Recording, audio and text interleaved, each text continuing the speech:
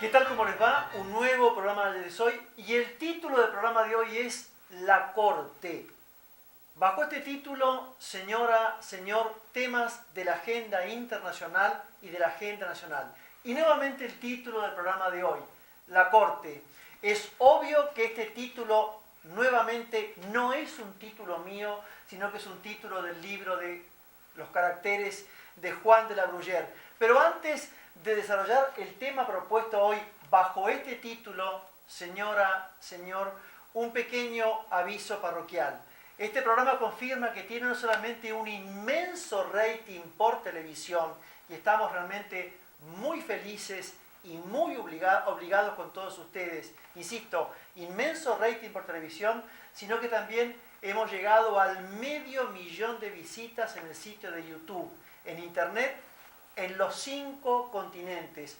Quizá no por genios, no por brillantes, sino porque en nuestro análisis político nos apoyamos en la filosofía clásica que centrada en la realidad tiene por objeto la verdad y el sentido común, porque se inspira en aquella definición de Aristóteles tan sencilla como brillante y tan brillante como sencilla. Dice Aristóteles, verdad es decir que lo que es, y lo que no es, no es. Por lo tanto, la verdad excluye, señora, señor, la verdad excluye a la ideología, porque la ideología es una visión parcial, subjetiva, incompleta, mesiánica y populista de la verdad. La verdad es aquello que las cosas son, no lo que nos parece que son. Y también nos inspiramos en el sentido común que lo definimos allá en nuestro primer programa, allá por julio del año 1999.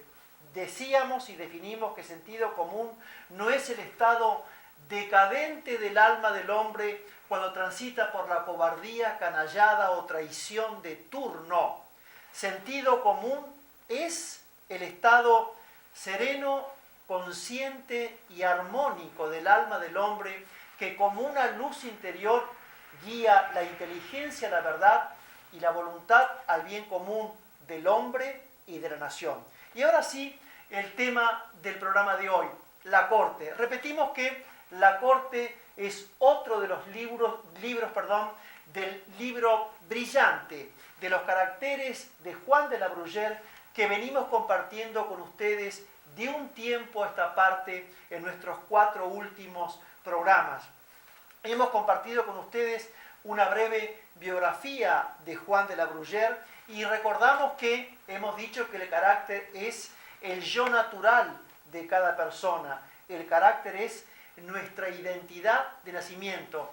Y por supuesto que de los caracteres de Juan de la Bruyère en el tema hoy, el título La Corte, hemos seleccionado algunos conceptos que desde nuestro punto de vista nos parecen los más importantes y ya los vamos a compartir con ustedes. Entre otros conceptos, en la Corte, Juan de la Bruyère dice que el mejor halago que le podemos llegar a hacer a un hombre es que ignora la Corte, porque en la Corte se reúnen y constituyen todos los vicios de la Corte y de los cortesanos. Sigue diciendo Juan de la Bruyère, el cortesano es impenetrable, sonríe a sus enemigos, desmiente a su corazón, disimula sus pasiones, actúa contra sus propios sentimientos, y este gran refinamiento no es más que un vicio que tiene por nombre falsedad, porque al cortesano no le interesa la franqueza, al cortesano no le interesa la sinceridad y menos aún al cortesano le interesa la virtud. Sigue diciendo Juan de la Bruyère en este título de La Corte. En las cortes hay hombres aventureros y hay hombres advenedizos que dicen reunir en su propio deber todas las cualidades que al hombre le faltan. Se aprovechan del error público, utilizan la multitud y el amor del hombre por la novedad solamente para llegar a los oídos del príncipe. Sigue diciendo en la corte Juan de la Bruyère: el hombre que se acuesta en la corte se levanta con sus propios intereses, digiere su propio interés durante el día y digiere su propio interés también durante la noche. El cortesano mide sus afectos, sus desprecios y sus propios intereses según sus propias ambiciones.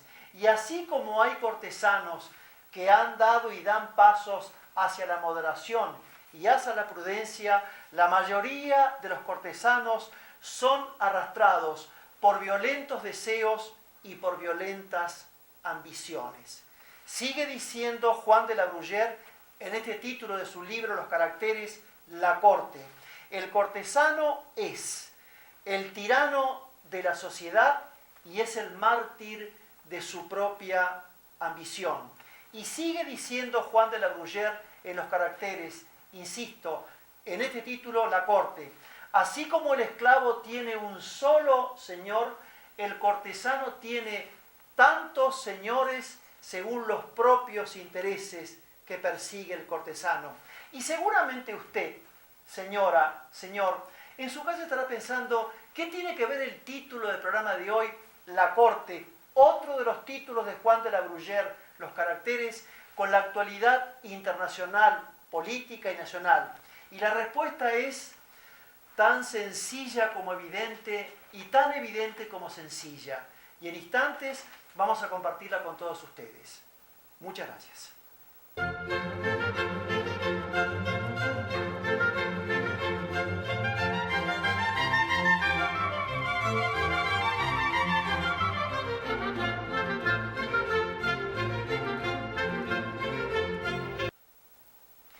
Y así como el cortesano es abyecto, así como el cortesano es obsceno, así como el cortesano es oportunista del poder político de turno, al cortesano no le interesan ni los principios, ni los valores, ni la verdad, ni el sentido común. Estos últimos conceptos pertenecen a mi autoría. No decimos nada genial, no decimos nada brillante. Las únicas cortes políticas que no tuvieron ni conocieron cortesanos fue la corte de Alejandro Magno en Asia, mientras Alejandro Magno murió, porque después de su muerte los generales y los parientes de los generales de Alejandro Magno se disputaron el poder político durante 150 años, en Asia, en Macedonia, en Grecia y en Egipto. La otra corte que no conoció cortesanos fue la corte de Carlomagno, año 760 después de Cristo aproximadamente. Y la otra corte fue la corte de la Casa de los Habsburgo, cuando se casaron los hijos de los reyes, el hijo de los reyes de Alemania y la hija de los reyes de España.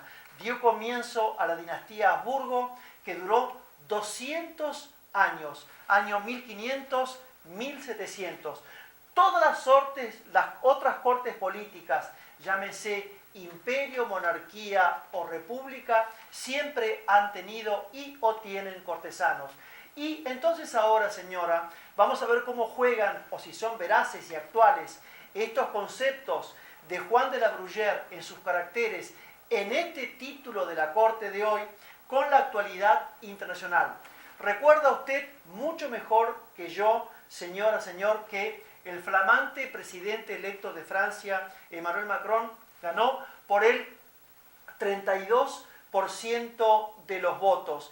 En un análisis, luego de pasadas las luces de la victoria, más sereno y quizá más prudente, nos dice que los votos de Emmanuel Macron fueron más en contra de la señora Le Pen que votos propios. Pero más allá de esta circunstancia electoral, lo cierto es que el señor Emmanuel Macron, el flamante presidente electo de Francia, no solamente es extremadamente joven, sino que es un hombre que tiene una sólida formación política, una sólida formación económica y una muy buena formación intelectual.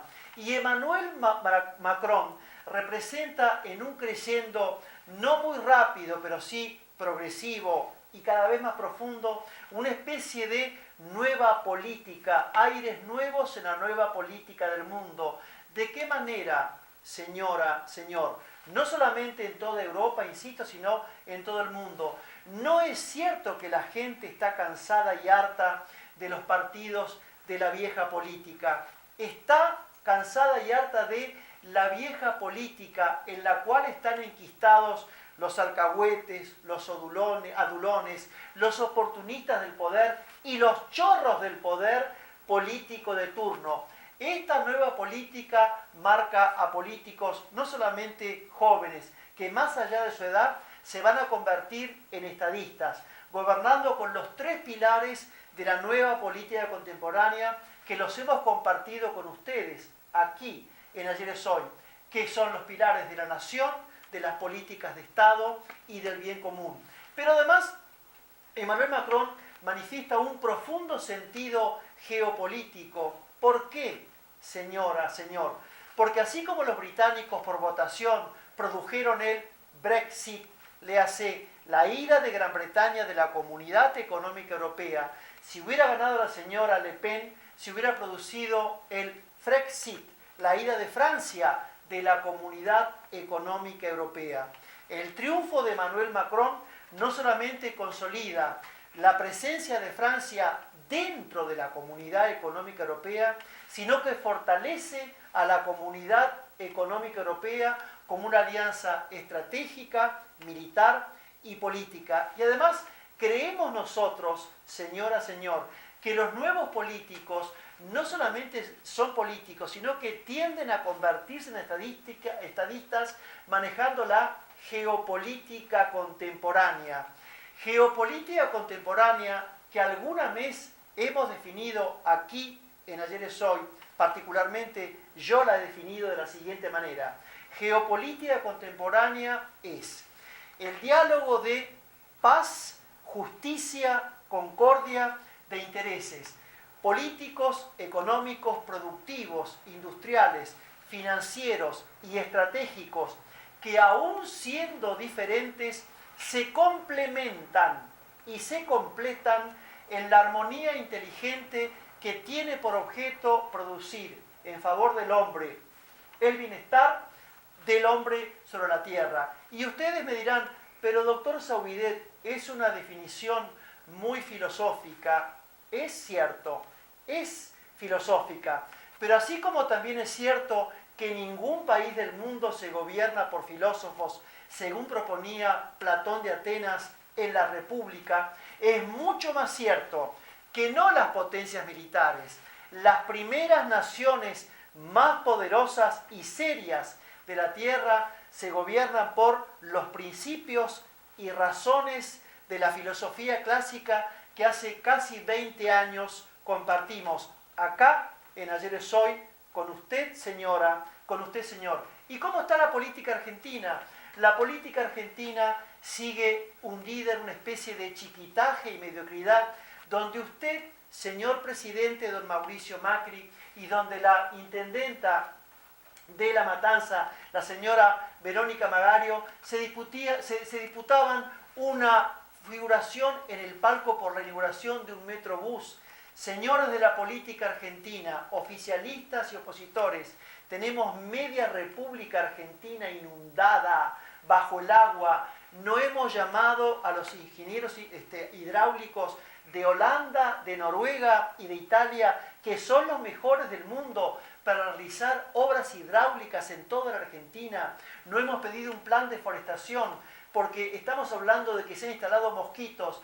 No es el mosquito, está instalada en la República Argentina un bioclima subtropical, con tormentas cada vez más farragosas y más dañinas para el clima y para la gente de la República Argentina. Pero como si esto fuera poco, señora, señor, ahora estamos disputando por el tema de 2x1 en favor de algunos integrantes de la dictadura militar. Y así como es cierto que la dictadura militar cometió crímenes de lesa humanidad, la hemos padecido y esto nadie lo niega, es mucho más cierto, o también es cierto, que la Argentina padeció una guerrilla marxista de ERP y de Montoneros, que operó acá en la República Argentina y también cometió crímenes de lesa humanidad, con las cárceles del pueblo, con los secuestros, con los robos y con los crímenes.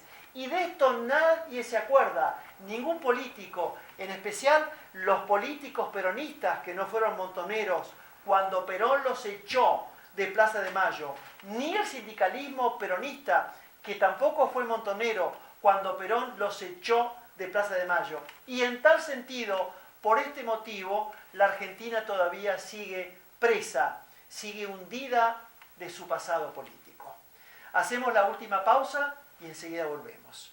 Muchas gracias.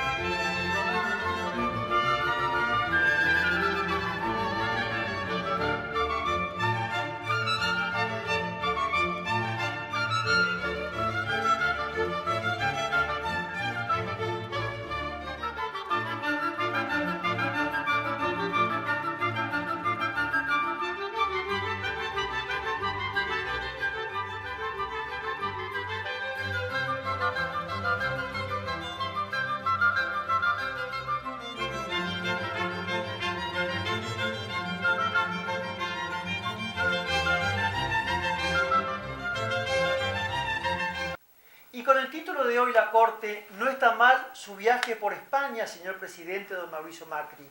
No está mal su viaje por Holanda, por Estados Unidos, haber recibido al presidente de Italia. Y no está mal su viaje en ciernes ahora a China y a Japón. Pero estaría mucho mejor que la economía de la República Argentina funcione. Porque todavía es cierto que la pequeña y mediana empresa en la República Argentina no funciona. Todavía es cierto que la inflación en la República Argentina es alta y que capitales financieros están haciendo ingentes ganancias especulando en la timba con un interés del 26% anual.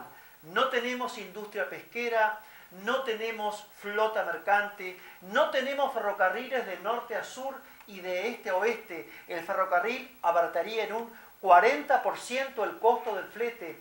No tenemos una reforma impositiva, señor presidente, don Mauricio Macri, que hace más de un año y medio que se la pedimos y se la reclamamos en este programa. Esa reforma impositiva, porque los impuestos se llevan el 50% se los lleva el Estado. Impuestos superpuestos, nacionales, provinciales y municipales. Y además le estamos pidiendo a usted, señor presidente don Mauricio Macri, que federalice la economía. Federalizar la economía es ni más ni menos que poner en cada provincia 50 firmas de las primeras marcas. 50 firmas de las primeras marcas en cada provincia que crearía más de 1 millón de puestos de trabajo y repoblaría la Argentina, que está vacía su geografía en casi un 75%. Y en esta Argentina de hoy, señora, señor, donde estamos comentando que según nuestras propias estadísticas, en el último año y medio, los delitos de homicidio, femicidio, secuestro, robo y violación tienen por denominador común en casi un 85% delincuentes que tienen ingesta de pastillas, alcohol y droga. Es urgente una política sanitarista de educación para prevenir la ingesta de alcohol, droga y pastillas. Y como en Argentina, señora, señor, todavía no hemos recuperado la paciencia, no hemos recuperado los límites. Hace ya unos cuantos años que insistimos que a nivel familiar, del colegio, de la universidad, del trabajo, del todos los días, que usemos las 5 palabras mágicas. Buen día, por favor, perdón, permiso y muchas gracias. Y como desde que el mundo civilizado es mundo, desde que el mundo de la cultura es mundo, siempre la mujer es, fue y será la segunda educación del hombre en esta Argentina que ha perdido el vocabulario y que ha perdido los modales. Le pedimos a la mujer argentina la paciencia inteligente, la palabra inteligente, el vocabulario elegante y los modales femeninos, porque, insisto, la mujer es la segunda educación del hombre. Pero que no hable más el doctor Mariano Zauidet, que era la filosofía clásica, clásica por lo clara, clásica por lo sencilla y clásica por lo actual, porque lo actual como lo clásico nunca pasa de moda. Hoy nos va a hablar Platón de Atenas. Platón de Atenas, año 429-347 antes de Cristo, en un diálogo de colección, en un clásico diálogo digno de la genialidad de la mente de Platón, Cratilo del lenguaje, nos dice Platón de Atenas: el engañarse a uno mismo es lo peor que nos puede llegar a suceder, porque el engañador se hace uno con nosotros y nos sigue a todas partes.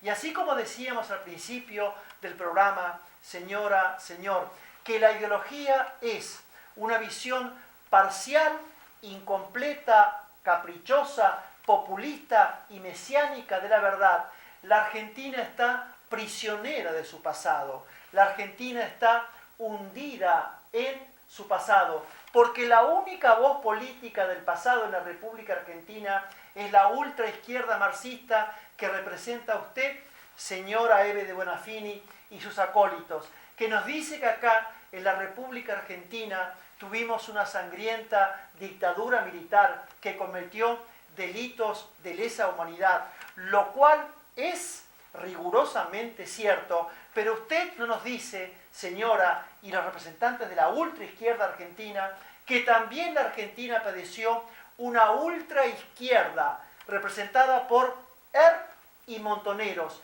que también cometieron delitos de lesa humanidad, las llamadas cárceles del pueblo, secuestros, crímenes y torturas. Hasta la próxima y muchas, pero muchísimas gracias.